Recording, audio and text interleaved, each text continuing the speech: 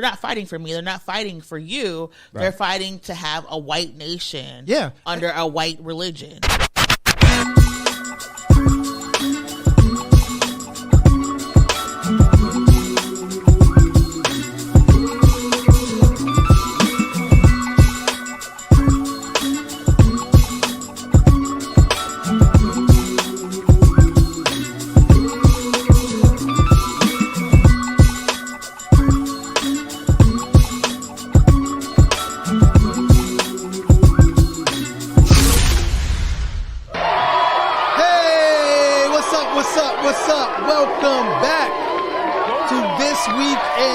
Supremacy.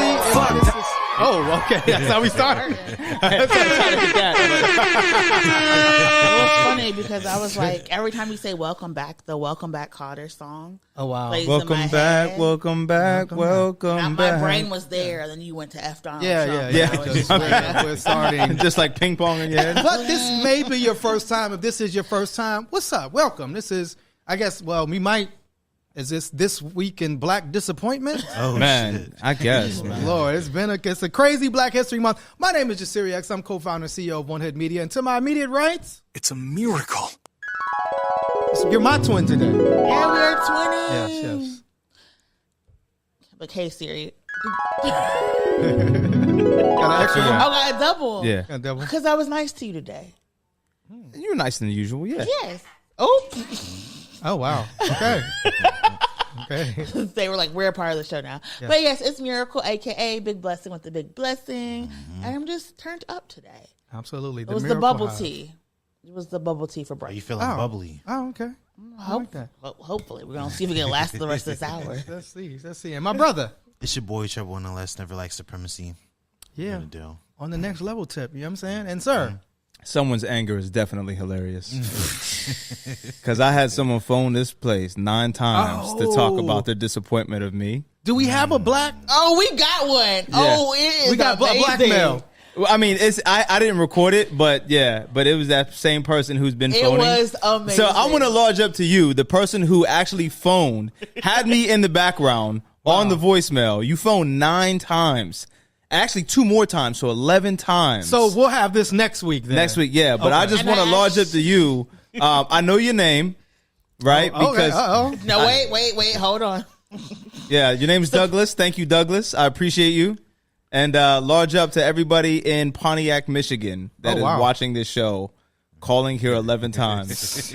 Yeah. I mean, it was interesting to watch blackmail happen in real time. Wow. At the targeted person. Yeah. I'm watching it like, yo, this is like, he's very you know polarizing. They say love and hate are the same emotion. True. So, you know what I mean? True. You are a polarizing person. I absolutely am. Yeah. Yes. Yeah. Black to white, from 80-year-old black men to now whoever this is calling from Pontiac. For 80-year-old indigenous people that hate me also. Oh, wow. Shit. Well, you know what? Lord. You give them hope, purpose. right? And purpose. Like if you don't have something to hate, then like what are you doing? You know what I mean? Makes me because I wake up every morning and look for things to hate. So I appreciate it. You know, a great orator once said, if you ain't got haters, you ain't popping. You ain't popping. And when it comes to haters, first in the clubhouse might be come on.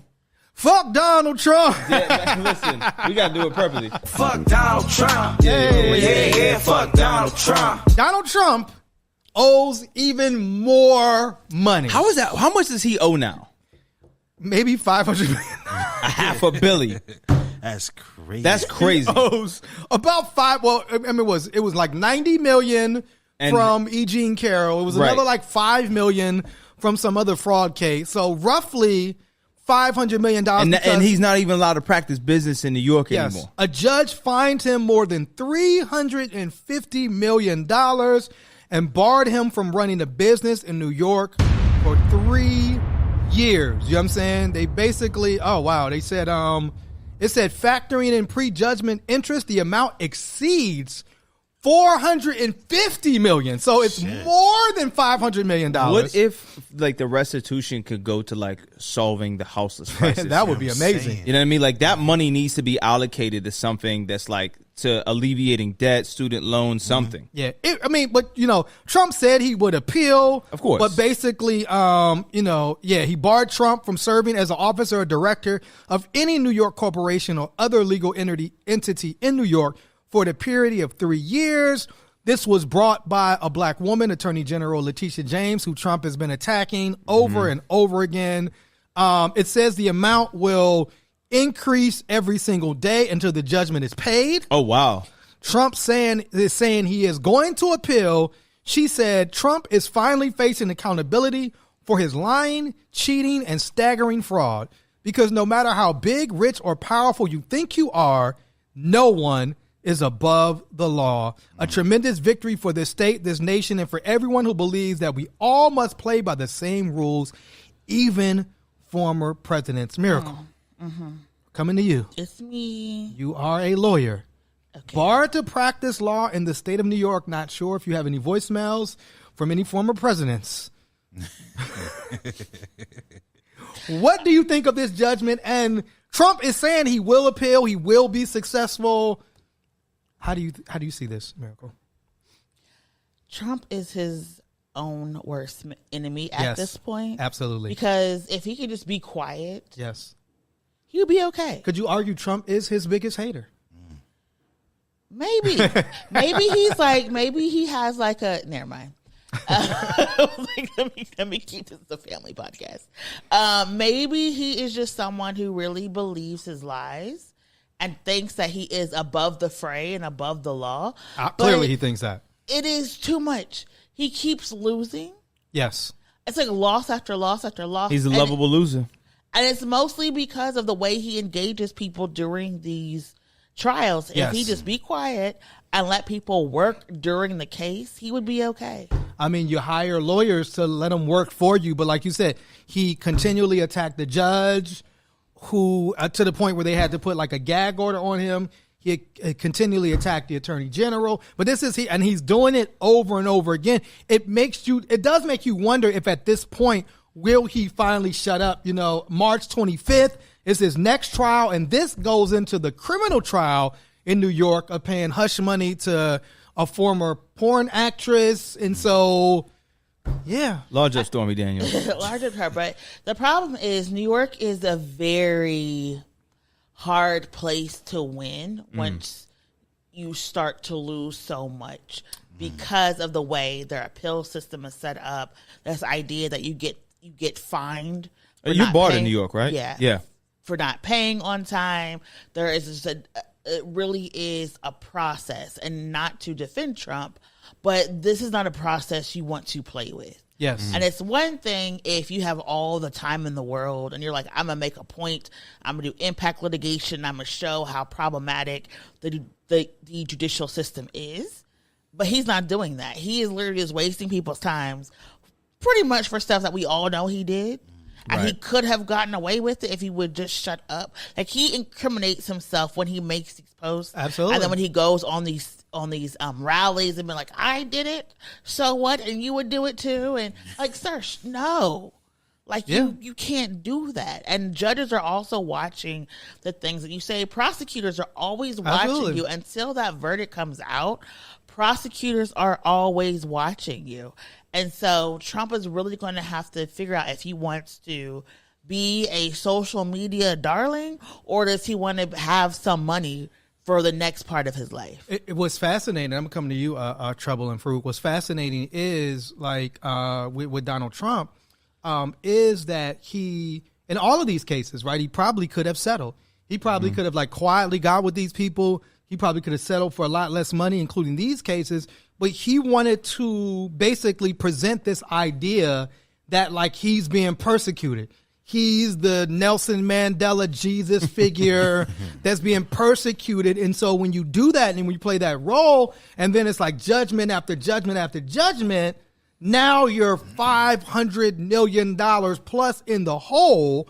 Like, where do you go from here? And do the people who revere you because you're supposedly this smart businessman and billionaire, now that you're down $500 million, do they start to see you any differently? Trouble, how do you see this? So I think he's playing a publicity game right now. Yes. Because, like, even though, you know, all of this spells bad news for him, it's still news. You know what I'm saying? It's still keeping his name in the headlines. That's true. It's still making him relevant. Yeah. It's still, like, playing into that narrative. Yeah, you know what I'm saying? And now his name is alive on podcasts like this. Absolutely. In regular households of people who are voting for him and shit like that. So it's like, I see the play he's running publicly. Yeah. But with everything that he has up against him, it's like, is this really going to benefit him in the long run? He's gambling. Yeah. And clearly he doesn't care about his family. I mean, you know, he don't care about his sons. He don't give a damn about them.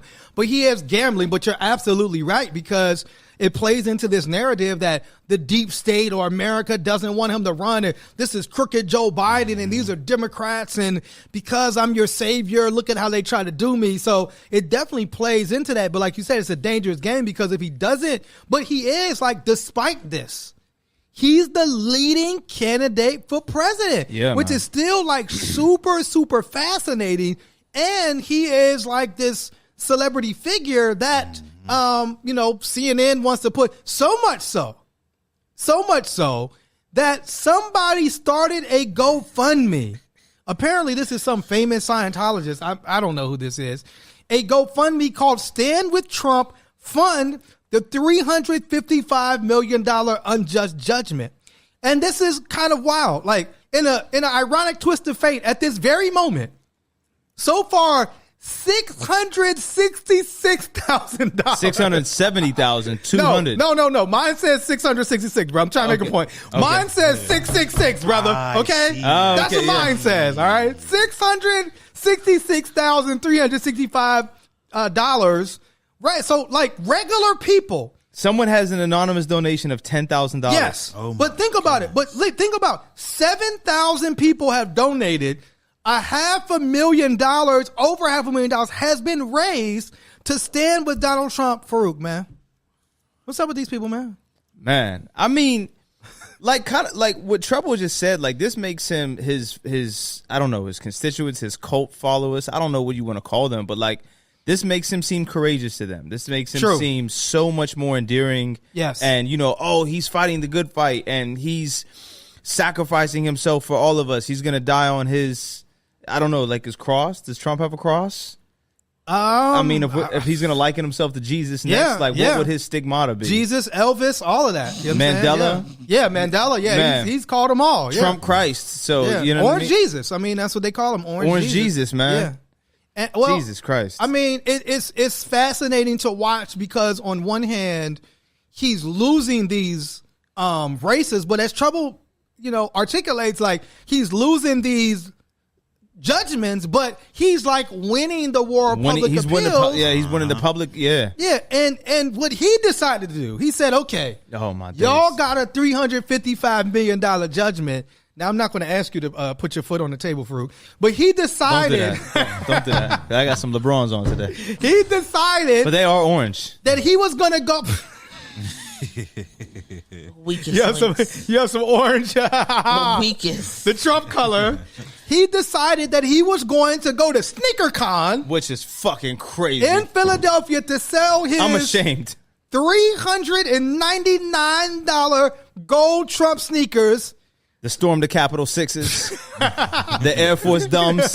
I heard the Air Treasons. The Air Treasons is crazy. You know what I'm saying? Man, listen. So Trump, you know, you have video of Trump at SneakerCon introducing his $400 gold sneakers. Can you play that, please? A lot of emotion. There's a lot of emotion in this room. Thank you. So the really nice thing is we have lines, and I want to thank Chase and I want to thank Alan. But we have... That's Trump being booed. He said it's a lot of emotion. There's a lot of emotion in here, yes. But his sneakers sold out. I think there were like 1,000 pair. You know, apparently the people complaining about the high cost of eggs and gas had $400. Don't do that. To purchase Trump sneakers. Those are the buys. Oh, the bots? They bought it, the sneakers. Those are the sneaker buys. Are his sneakers on like the aftermarket thing? I'm sure they would be. I haven't. StockX? You know what? I'm about to look right now. To see if they're on stuff. What are they? What's the actual name Trump, of them? I'm assuming if you put Trump in there, Let's see. You know what I'm saying, that they would come up. You know what I'm saying? Like, we're live on the air. I'm pretty sure. Out how much I am pretty sure the people who bought those were the collectors. Yeah, nothing comes up on StockX. People, because nobody wants them. Yeah, they look hideous. When you're embezzling, you're not going to have real people buy things. But Miracle, I mean, allegedly, you know what? Miracle, you're talking about a group of people. I just seen them. They have like huge flags that they wrap themselves in. They have all of the hats. They have all of the Trump T-shirts. Yeah. So why wouldn't they? I mean, how do you, like, if you got the hats, like, what better way to accentuate your outfit than with the Trump sneakers? I mean, what better way, what better way, like, to get all the MAGA women that if you show up to the white supremacist rally, right, you just have the Ku Klux Klan white robe and then you got the Trump sneakers on the bottom. Miracle. I don't know what type of drip that is, but look, 400 sneakers is a lot. This idea that he is selling things in a time of economic uncertainty, makes me think that he really is desperate for money and for cash flow. If y'all buy those sneakers, I will burn them. They're called the Never Surrenders. Get the fuck out of here. The Never Surrenders. That's wild. This nigga got a mugshot. Turned himself in multiple times with mugshots. Yo, listen. This is the official footwear. Why we are listen? I'm over this. If only TK could have had this kind of you know what I mean? The official footwear of what? White supremacists? Man, the official footwear, the Capitol stoppers. He was on the run. Wow. What free TK? He was on the run. But he was on the run for a murder, Miracle, and he's in prison. He probably should be. I mean, listen. And you know who else should be in prison with his Never Surrenders on? It should be Donald Trump. Imagine walking a yard in these, bro. Hey, I mean, again, like, he's popular in the prison. You know what I'm saying? Like to criminals, Trump is like the architect. He's like Kingpin in Marvel in a sense where he's this guy like getting away. He's scamming and getting away with it. He's doing crimes. Like, we all know that. Bro, he's talking about grabbing women. Of him are hilarious. Anyways. He has a cologne too, Miracle. He has Victory 47 cologne. Probably smell like prune juice and Bengay. Oh shit. And tanning oil. Hairspray. Tanning oil and hairspray. Man. Like, he literally could have just been an Instagram baddie and sold all of this Definitely. stuff. Him and George Santos together. Could have. Like, there was no reason for them to scam at this level. They literally could have just been like dropping, slim fit tees and body bands, and instead they over here trying to duck prison. Yes. Collecting felonies. Yes. And getting sued every other day. Like, ridiculous. I mean, it is pretty crazy. Can I ask you this question? Never been with about it.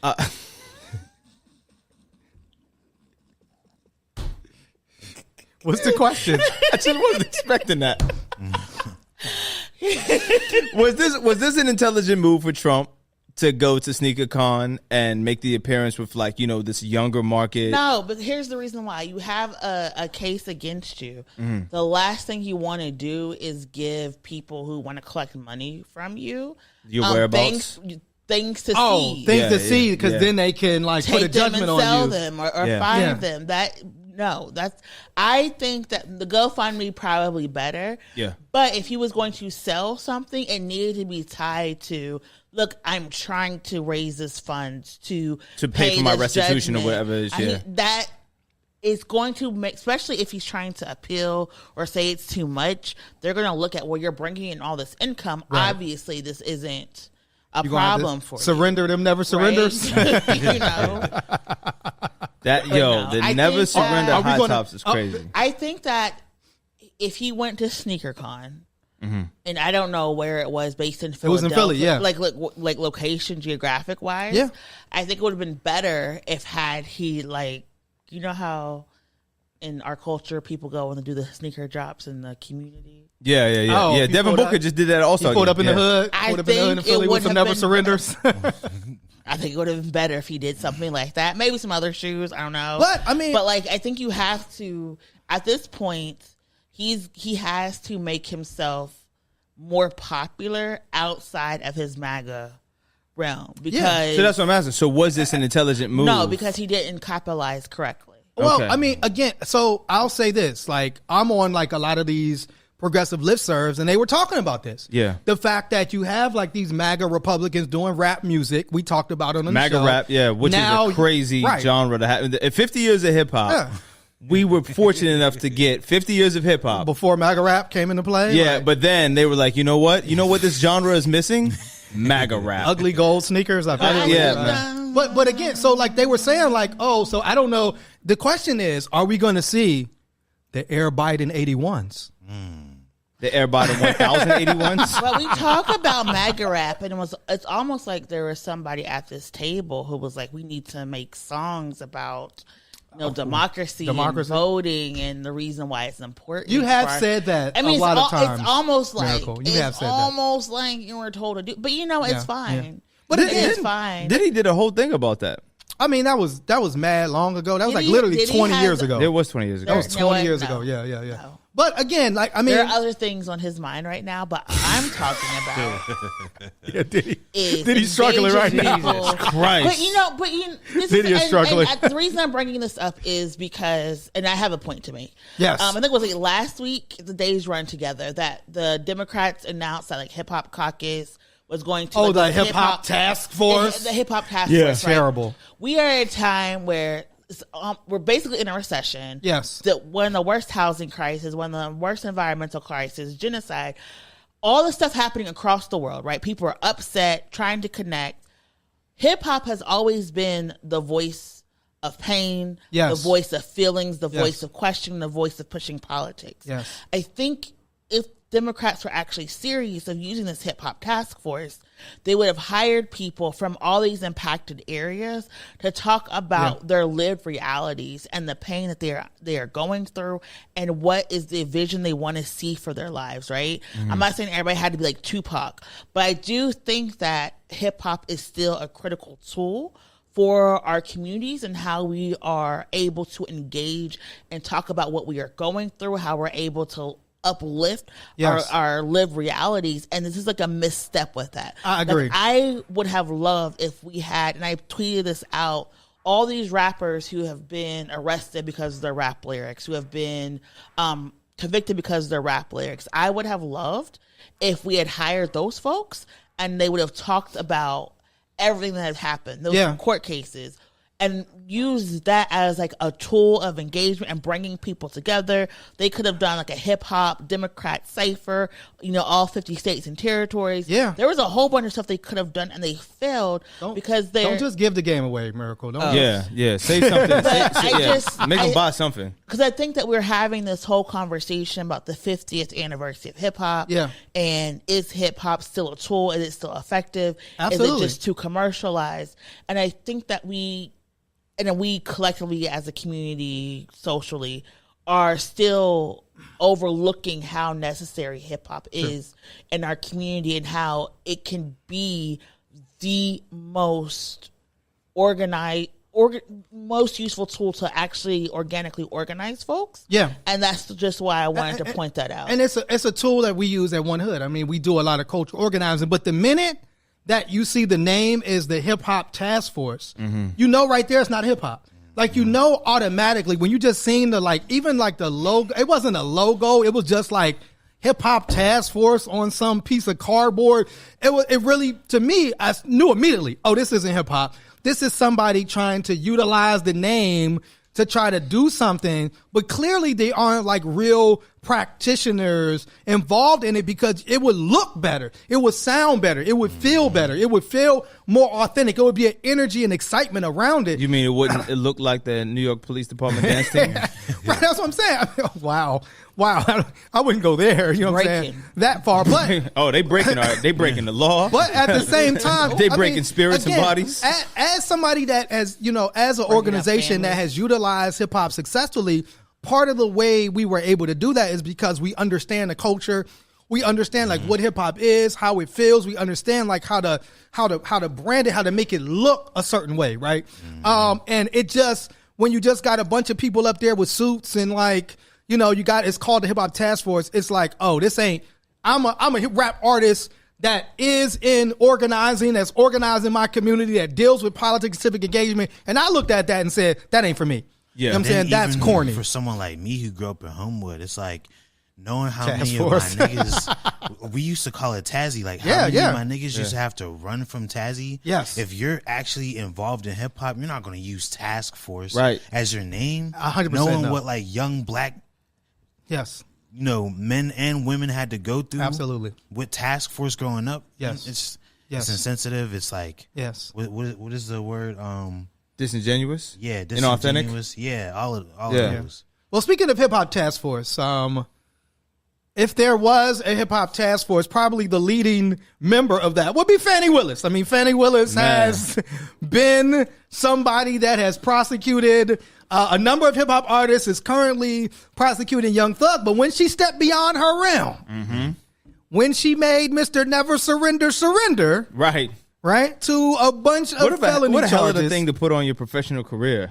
You know what I mean? You got Young Thug and Trump. That is crazy. In one fell swoop. That's crazy. But, you know, she has now been under attack because this is what they do, right?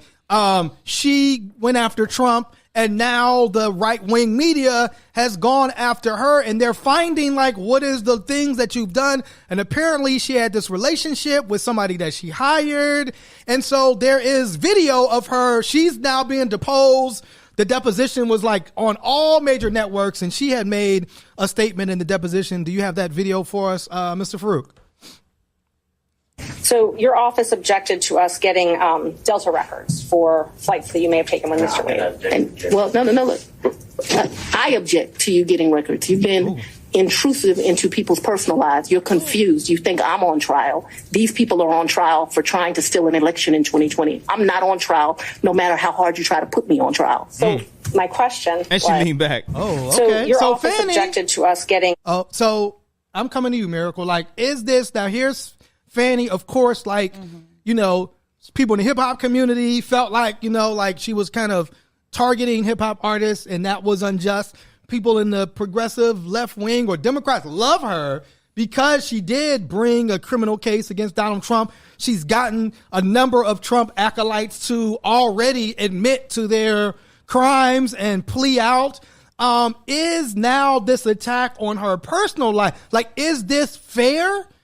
For her personal life to be dragged into this? What do you think as our resident Georgian and black woman lawyer, Miracle? What do you think? No, there's always a pitfall that comes with building up a man. You know what I mean? So this is how. Moral of the story. Moral of the story. Leave them niggas alone. No, joking. No, so the if you're not aware, the controversy is one of the lawyers that is tasked with prosecuting Trump and the election deniers and interferers is her partner, her man, who allegedly was married when they started, you know, having a situationship. Yes. And the argument is that she hired him to do this prosecution to benefit her because he basically got a promotion and more money, and therefore she is unjustly benefiting from this prosecution personally, because you're not supposed to do that, you know, political prosecution aside. Yes. I do not know when and if she reported her relationship to her superiors, or when and if he reported the relationship, right? So there is a clear conflict of interest, and that has to be addressed. Yes. But usually it is, you just have to report to somebody and people be like, okay. There's also the potential for sexual harassment claims from other prosecutors, because if they feel that they have a relationship, they may not be able to engage that prosecutor or critique him in some type of way. So there are actual real certifiable issues when having a relationship with a superior. But in this case, it's not really going to be that big of a deal. People in Georgia have been trying for a few years to get rid of a couple of women prosecutors because they have been doing, one, going after cops, and two, going after Republicans who have committed crimes, but also have been trying to fight back against bail and putting people in incarceration. Right. Fani is not that girl. Fani has said, I will lock you up and throw away the key. So she is not a part of the progressive prosecutor movement. Definitely, no. No matter how many times people tried to lump her in. Yeah. She has, for all intents and purposes, done everything she could to not only increase mass incarceration, but ensure that poor working class Black and brown folks within Atlanta, within Fulton County, basically are rotting in the local jail. So putting that to the side. Yes. They are putting her, quote unquote, on trial because they're trying to get the case dismissed, or they're trying to get her removed from the case with the hopes that the Georgia legislature will be able to impeach her. Right now, there's really nothing there. Okay. Because you're able to date your coworkers. You just got to report it. You're able to benefit. You're able to get promoted if you meet the requirements. The man was a prosecutor. He had trial experience. He was barred. So he's good on that. But like, it just doesn't look good because it looks like it's just the man that she picked to help. But But it's also this piece around like, here's another. Like, it's what's fascinating about this is like these foils versus Trump in a lot of these cases are Black people, right? Mm-hmm. It was Letitia James, the attorney general in this current fraud case, as a Black woman, right? Alvin Bragg as a Black man. That's the upcoming case of him paying off the porn star. The judge, what's her name? Chutkin, the Black woman judge in the case. I forget which. I don't know if this was the flush the documents down the toilet case. That makes it. And now Fani, for him, right? So it is the people that you thought were beneath you, the people you thought you were better than, are the ones that are bringing these charges, and the ones that have really the gall and the kahunas to bring these charges. That makes it different. Fani is not being treated differently. The problem with Fani is that people knew who she was. Yeah. And when the situation happened, one of the attorneys was also a criminal defense attorney within Atlanta, so was able to be like, hey, we're now moving to this situation. Do y'all know about this? Yeah. And then it had been rumors for a minute. And so a part of it is also they believe that like Fani, one of her friends, were harmed by YSL, and that's why she's going so hard after YSL. So there have been these conversations That's very about her for a minute, but the Trump administration was the first one to be like, we're going to put this on. Sure. But even if the court finds that she did something inappropriate, it doesn't stop the case. It means the case just gets restarted with another attorney. But it plays into the narrative, and I don't know if you all have a comment on this. I know you had some things to say prior to the show about Fani Fruit. Sure did. Do you? Sure did.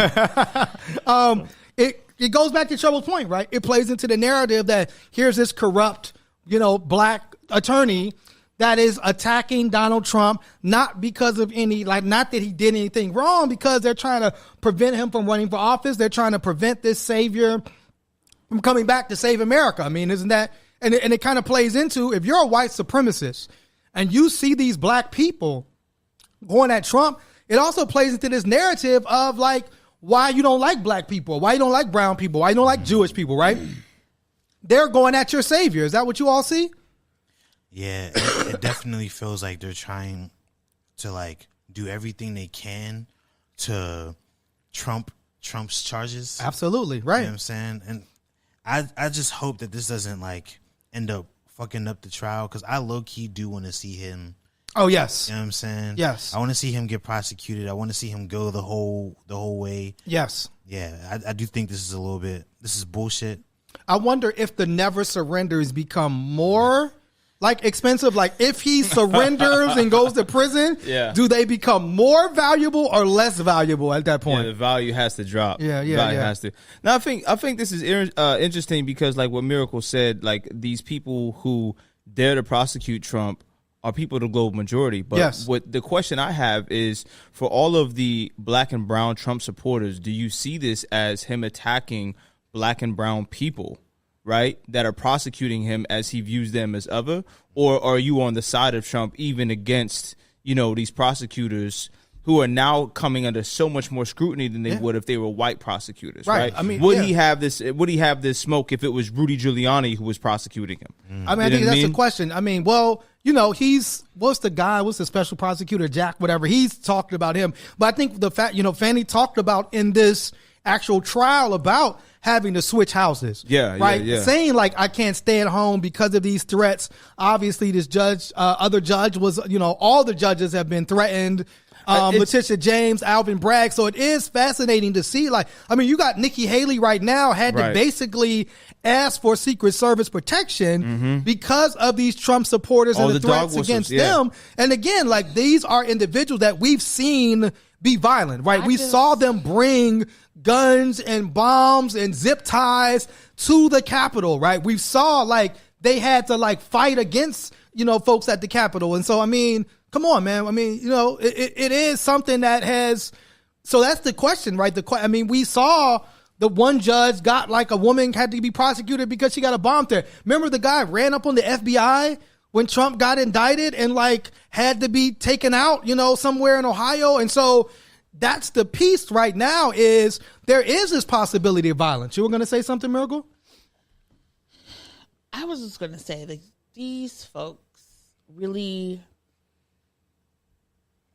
I like to call them little domestic terrorists. A lot of people do not like to use it. And I say that as someone who had to live through pushback from this community, that they're able to terrorize people and threaten people because there is no political will to prosecute them. Yes. There is, whether it's them, the Libs of TikTok, these organizations, these groups, these people that literally are targeting people and getting people threatened, folks allow them to do it. If it was me and I was basically tweeting out things that people thought were threatening, my social media would be shut down. Absolutely. The FBI would be at my door. We know this. And so a lot of this violence and terror is happening because people kind of want it to happen. They kind of just fascinating. They just kind of okay, it's a Friday, and Mr. Douglas just felt like he wanted to say, this group shouldn't exist or whatever. It's a Friday, we're in Nashville, Tennessee. We're not doing anything. Why don't we just grab some Nazi flags and Nazi materials and just march to the Tennessee Capitol in the middle of Black History Month? And like you said, nothing happened. You know what I'm saying? Nothing happened to these dudes. They weren't harmed. They weren't injured. They were able to go on the Capitol steps and wave Nazi flags. With face covering. Yeah. Yes. Well, even though. With face coverings. Yep. Yeah. And I think this whole thing is interesting because there's a lot of these, and I know a few, and I know you know a few also, and Miracles always make fun of us for knowing them, but some of these black Trump black Trump supporters. I don't know no Nazis, my brother. I hope no, not. Sir. We know one.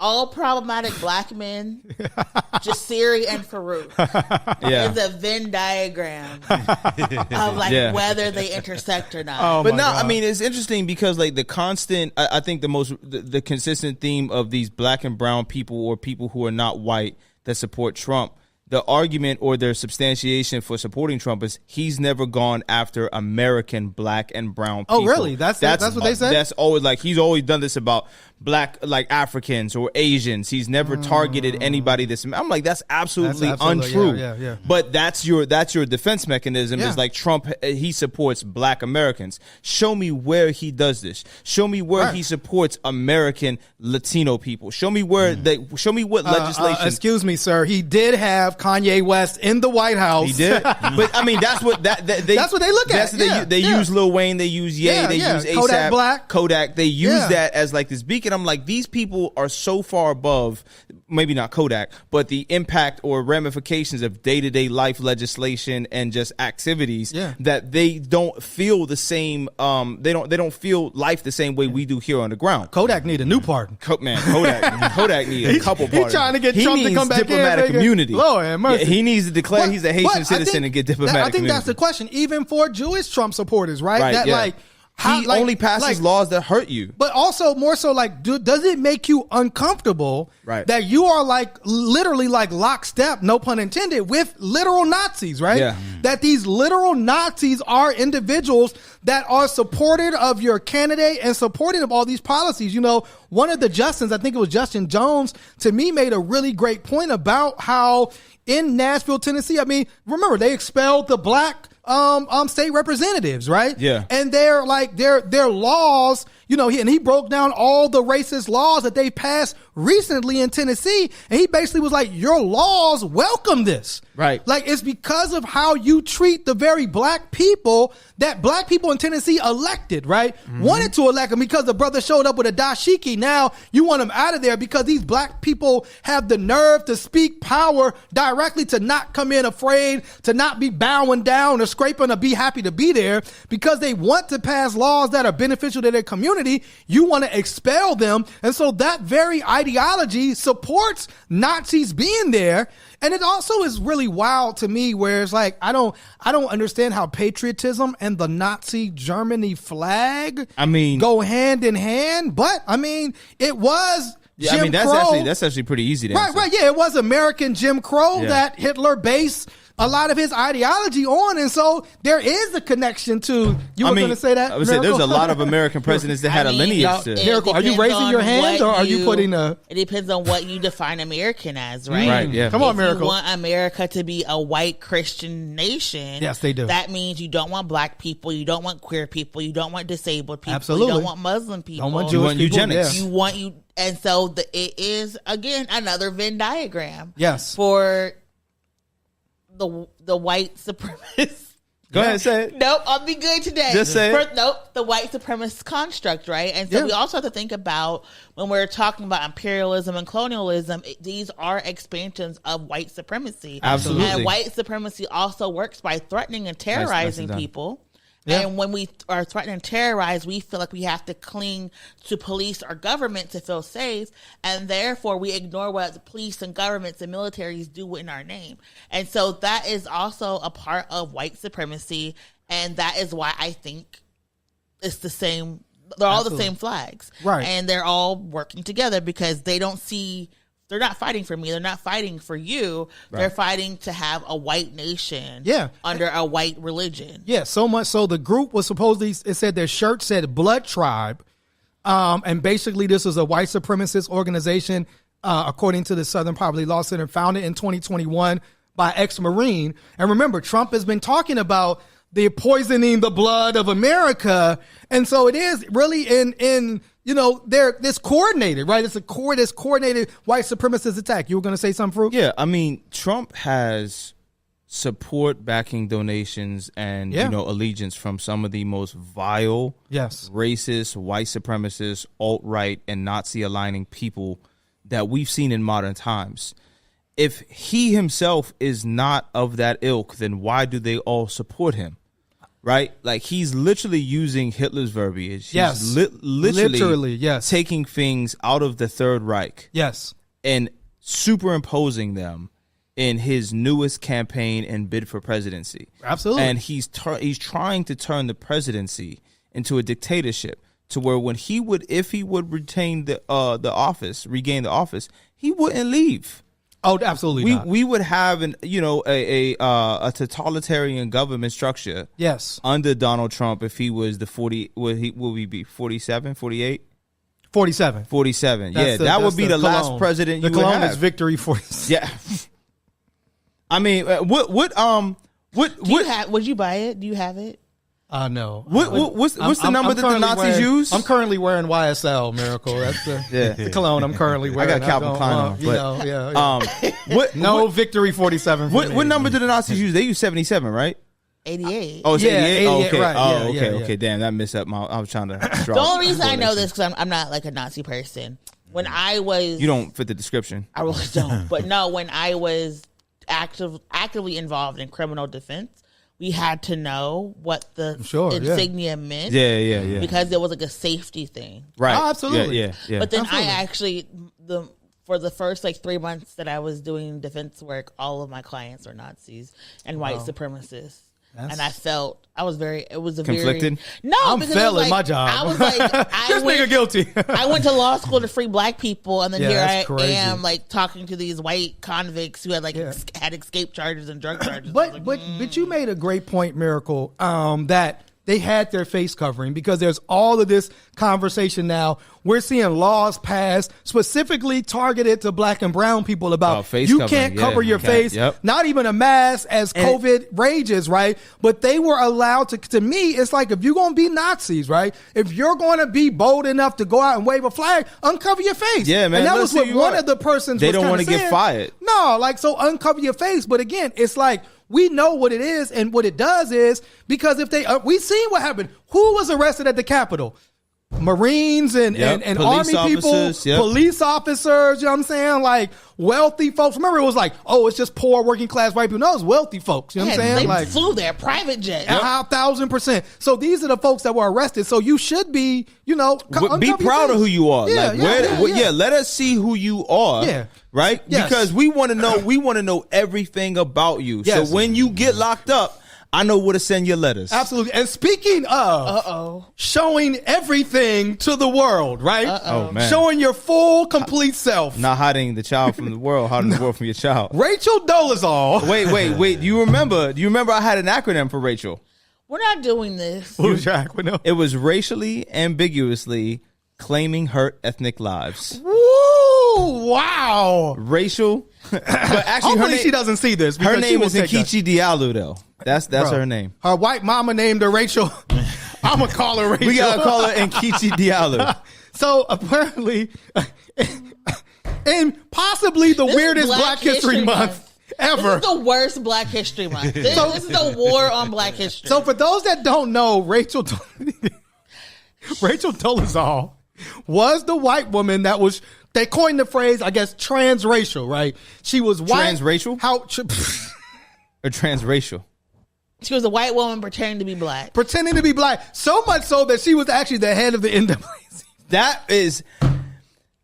We died and woke up in a bizarro world. I'm going to show these niggas how to really get justice. You forgot. She kicked off the expose and us finding out that a lot of these people were not light-skinned. They were just white. They were just white. Yeah, absolutely. There were so many people who were going around. There was a lot, of claiming like black and brown heritage that were just plain old white women. There was a country singer from Canada who claimed she was indigenous. And then she was for years. She was just adopted and white. She was just white. You know what I'm saying? So Rachel did kick it off and she was exposed because they found out her parents, and her parents was like, she was just a regular, she was eating mayonnaise sandwiches. She was like white. You but they adopted black children. Again, Rachel's, doing hair, like she's doing braids now. She's also doing OnlyFans apparently. Now, does she tan? What does she do to get herself that color? Why do you want to know? Oh, wow. I wasn't even going there. Oh, wow. That was not even that. It was like, why do you care? You said you want some of the... Miracle, it's the winter time, and we do get lighter. I wasn't even going in the there. I was like, why do you care what she does to her body? Like, you should be disgusted about the fact that she is cosplaying white. But that's kind of my question. It's like, how is she attaining this look? Is she perming her hair? What's she doing? If they have a screenshot. To get darker, you can get a little spray tan. No, I'm not spraying that. You can stand outside. You go on vacation. We're going to Puerto Rico shortly. There's a picture. Okay, wait, so what? Now, yes. What? According to this text I just got from my source, Nkechi Diallo terrorized her biracial children by pretending folks were sending them nooses. Oh, yeah. What? That was the whole thing. She was under attack. But there's a screenshot. She lied about having cancer and all type of stuff. She's not a good person. So wait a second. There is a screenshot in this article. Please not of her OnlyFans. Of her OnlyFans where she is, I guess, busting it open in front of a Christmas tree with a black Santa hanging on the wall. What type of bizarro? What? Black Santa's looking on. Why are you? This used to be a family show. I'm shocked. We were a proper country at one time. So she was doing some type of after school programming, and she got fired from her job because they found her OnlyFans. Yeah, because they found her OnlyFans. Obviously, like all the other problematic shit that she had done previously. I always thought she looked like Bill O'Reilly with a wig on. I just want to say that she does. She looks like Bill O'Reilly.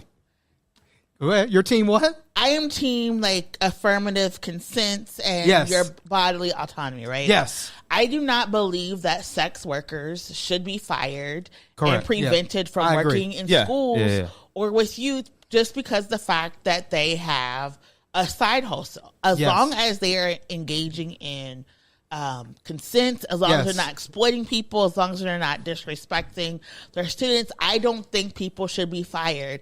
She is not the first teacher or professor to be fired. True. There have been a whole host, including... So you're defending her? No, including a man and his wife, professor. Yeah. He was running a school. Yeah. I want to say it was Nebraska. He was like a dean or something. It was a dean, and he was fired. I don't think that people should be fired for having sex. I think that when a part of the attack on people is this idea that we need to be back to this regressive Christian society where people can't be having sex unless they're having sex for procreation, and that we have to push back on that. I'm not defending her. I am defending sex workers and their rights to exist in society and their rights not to be dehumanized or seen as other or seen as a threat to our communities and to our children. So that just be very clear. Well, shit, I just seen the photo. God yeah, it's damn. crazy. So it says that the use of, according to Miracle. Why are y'all looking at this woman busted open? Well, it's on the news article. Yeah, it's on the news. This is a news article. It's on the news Tucson, KVOA.com. It's blurred out. It's blurred out, obviously. But according to the school has a use of social media by district employees policy. And so according to the school, before she got hired, she did. But according to the schools, when they found out that was a violation of that policy. Listen to this excerpt from this news website. She was a prominent civil rights leader and African studies professor in Washington State, accused of pretending to be black for personal gain. That's what it says. She was pretending to be black. We all saw understand the question. She had some random black guy that she was parading as like her dad. Like, this black guy's my dad, and he was not her father. She had a plain white dad. You know what I'm saying? So, I mean, she's problematic, but I do agree with Miracle. I do agree, like, what she does on her own personal time, like, I like demonization of sex and bodies, I think to me is very, make America great again-ish. You know what I'm saying? Like, I just want to know why Farouk is saving photos of Rachel to his phone as we speak. Don't do that. Farouk, please don't violate our social media policy. Don't do that. He's like on the way home. Well, in another school story, in Black History Month, a Florida school sent a letter home asking parents if it was okay for their children to have a book read to them by an African American author. Oh my! Says a Florida school is drawing fire for asking parents to consent to having their children participate in the reading of an African American author's book to comply with state law. Quote, I had to give permission for this or else my child would not participate. One parent wrote on Twitter that they had to have a permission slip. It says students will participate and listen to a book written by an African American. Now, we can't stop them from reading. We can't do that. But do you mind if they read to your child? That's crazy. Oh my God. That is crazy, man. Oh man. Who let these niggers read? So it says the idea that kids can have a say in what activities we're participating in is really strange. So I guess this is a law that DeSantis passed. That black people can't read books? If a nigga attempts to read in your school, it's a crime. If a nigga attempts, it's crazy. It's the Parental Right Education Law. Remember, he tried to pass the Stop Woke Act. It says a spokesperson for the school district said in a statement, "We realize that the description of the event may have caused confusion, and we are working with our school to reemphasize the importance of clarity for parents in describing activities, events that would require parental permission. However, in compliance with state law, permission slips were sent home because the guest speakers would participate during the school authorized education-related activity." Damn. We got to get permission now to read black books. Goddamn. Maybe in Florida schools. Which is why we have white pages. Fact. Which is why the Nazi flag and the American flag are just right next to each other. Right next to one another, yeah. This is crazy. Like, the further we get into this season of America, the further we go back in time. It has been an amazing, but like you said, we do have a white pages. Speaking on America's, terrible, terrible history. This is actually written by one of our great, a real civil rights leader. Yeah.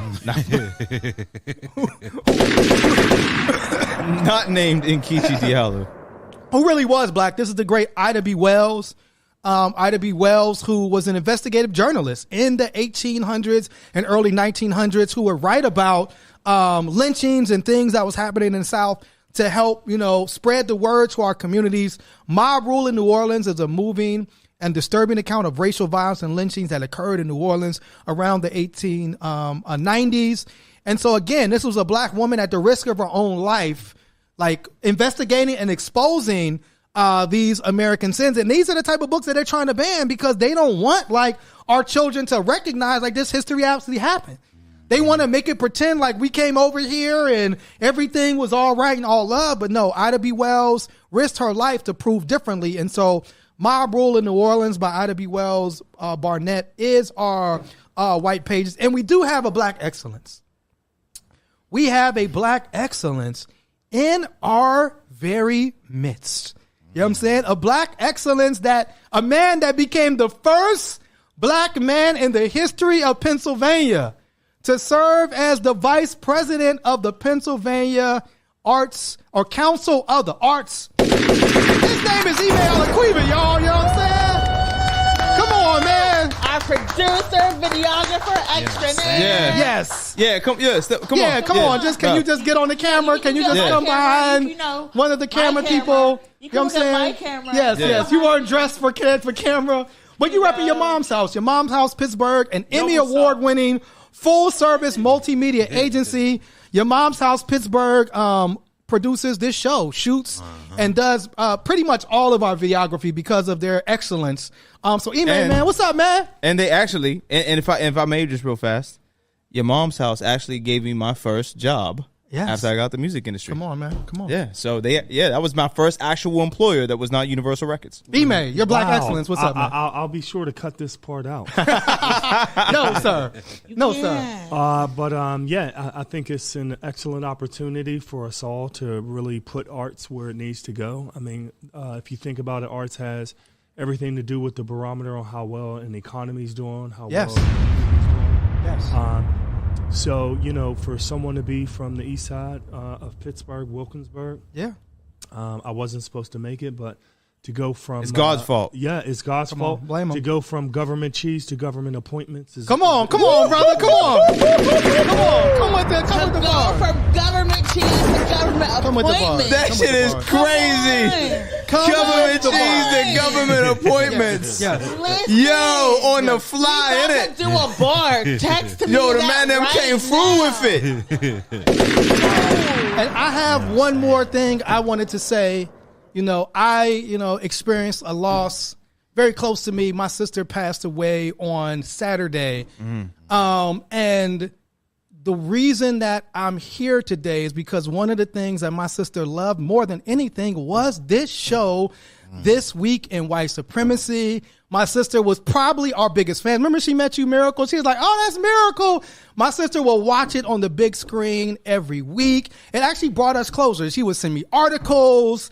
You know, my sister would be the one that let us know if the show wasn't on at exactly 6 p.m. on our YouTube. My sister would be texting me like, where is the show? And so I wanted to do this show in honor of my sister, Ayana Johari. May she rest in power. Yes. Thank you for everything. So yeah, with that being said, do we have any final, what's happening in our community? Oh, we have an event on Friday, right? We have a dedication to one of the greatest incubators of hip hop in Pittsburgh history, the Shadow Lounge dedication. We're doing this in collaboration with the University of Pittsburgh, Pop Cheney, Justin Strong of the Shadow Lounge. And so there will be a Shadow Lounge dedication here at the Black Box from 7 p.m. to 12 p.m. And so is it a cost to get in or is it free? I'm traveling this weekend. Okay, well, just show up. You know what I'm saying? If it's a cause to get in, you know, if you want to get in, we'll let you in. Just show up 7 to 12 p.m. at the Black Box. You have to pay the price of nostalgia. So as we honor and celebrate the Shadow Lounge, we gave birth to, Wiz was there. Mac Miller, may he rest in peace, was there. You know, I was there. Ime was there. Farouk was there under Ajax. You know what I'm saying? Like, so it definitely incubated a lot of our, you know, crop of hip hop artists that went on to national acclaim. So you'll be traveling, Miracle. Mm-hmm. You don't want to talk about where you're going to be at? I'm in Philly. Okay. She going to get them Trump sneakers. That was last week, boo. All right, if Miracle came back with the Never Surrenders on, yo, she gonna come back with Tim Scott and Trump sneakers. Next episode, we're gonna have a special guest. That would be crazy. Now, if I could get an interview with Tim Scott, would y'all? Oh, absolutely. I got mad questions. Just bring a lot of napkins because you know he's gonna be spitting everywhere like Ricky Smiley. Oh, wow. I hope he runs the fade on you. No, but I'll be in Philly meeting with some art curators and organizers. We top boss. Yes, I would love to. He did that shit. Yeah, that's your man. Especially during the wintertime. That's your man. Don't do that. Don't do that. Okay. Oh wow. Don't do that. Just so you know. Listen. The truth hurts. The truth hurts. I can't help it. You know what you're looking? What do you want me to do? You know what you remind me of right now? Is it she Randy? wants you to get that Rachel Dolezal on tan, my brother. Clearly. Is it Macho Man Randy Savage? Yes. Isn't that what he looks like? Oh yeah. He does. Those are the glasses. Come on, man. Yo, rest in power, Macho Man Randy Savage, bro. That was my nigga. I'm trying not to quote the thing. What did she say? She was like 3/4, 1/4 coon. Oh wow! She talking about the octoroon. The octoroon. The octoroon poem. Oh god! Oh wow! Oh wow! That's fucking whack. Oh wow! Outgo of the tragic mulatto. Oh Lord, have mercy. Damn, we started on such a good note. We started on a good note. Look, and now look where are we? Look at where we are now. No. But what is? Oh yes, because you know, it is February. Yes. Remember, you have to register to vote. Yes. Because voting is the opportunity for so many things. Also, remember to volunteer and be engaged within your community. And mark your calendars. I think it's March 22nd for the Shirley Chisholm movie. Yes. The trailer came off. Yeah. On Netflix, you know, and stay tuned because we'll be doing some stuff around that program. One of the first Black women to run for president, but also one of the first Black women to be in Congress. So again, just keep your eyes. Yeah, I saw Lance Riddick was in that. May he rest in power as well. You know, our brother from The Wire. Trouble, you got anything happening? Oh, we got to donate. South by Southwest. Yeah. You know what I'm saying? I'm still accepting donations for South by Southwest EDU. I also want to shout out Jordan Miles for his community center downtown. Absolutely. Yeah. You know shout out to Jordan Miles. You know what I'm saying? And that's all I have. That was the first video that we did as the One Hood Media Academy. Was the video around Jordan Miles. Shout out to Paradise. Yeah. And the community came out. We did it. Yeah, that was our first One Hood Media Academy video. And Farouk, you got anything going on, bro? Nothing. Nope. Nothing. Just in the house. Just here. Are you not allowed to go out during Black History Month? Shit. Did you see the thing that where it was Wow. like Black History Month is 28 Christ. days? Never mind. Yeah, and it's 14 for biracial people. Oh, wow. Oh, damn. Yours ended. Yours ended. On that's the thing. Yes, like, it's 1 week if you have. If you only have like a black dad, like 2 weeks for biracial people. Oh, wow. Like a whole month if you have 4 black grandparents. It was like a whole thing. And I just wanted to say that blackness is for everyone. Is it? And I mean, according to Rachel Dolezal, it's a commodity. It's for everyone. Yeah, it's for everybody, including white people. Blackness is for the kids. Yeah. Looting is for the children. All right. But everyone should be reading about black authors, going to unless you're in Florida because you have to get permission. But right. Go ahead. Watching black films and just learning about black culture. It was just Audre Lorde's 90th birthday on Sunday. True. And we were able to celebrate her. And so please just go back and read some of our elders, some of our ancestors during Black History Month, and you will find a lot of support and guidance. And when you read about famous black people in Black History Month, Clarence Thomas doesn't count. This has been this week of White Supremacy. We'll see y'all next week. Peace, y'all. One hood.